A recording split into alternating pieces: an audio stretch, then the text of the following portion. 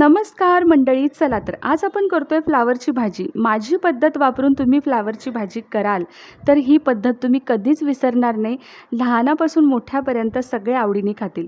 त्यासाठी मी फ्लावर छान नीट करून घेतला. 2 ते 3 पाण्यामध्ये धुवून घ्यायचा आहे. त्यानंतर थोडंसं तेल टाकून त्याला आपण भाजून घेतलं. इकडे कढईमध्ये तेल गरम झाल्यानंतर कांदा, टोमॅटो, कढीपत्ता टाकून घेतला. घरगुती मसाले टाकून घेतले. छान त्याला परतून घ्यायचं आहे. मी लसूण ओभडधोबड कुटून घेतला होता. त्यामध्ये कोथिंबीरसुद्धा टाकून घेतली. छान त्याला परतून घ्यायचं आहे. पुन्हा थोडीशी कोथिंबीर टाकून घेतली आणि भाजलेला फ्लावर यामध्ये टाकून घ्यायचं आहे. फ्लावरला चटके बसेपर्यंत आपल्याला भाजायचं आहे बरं का.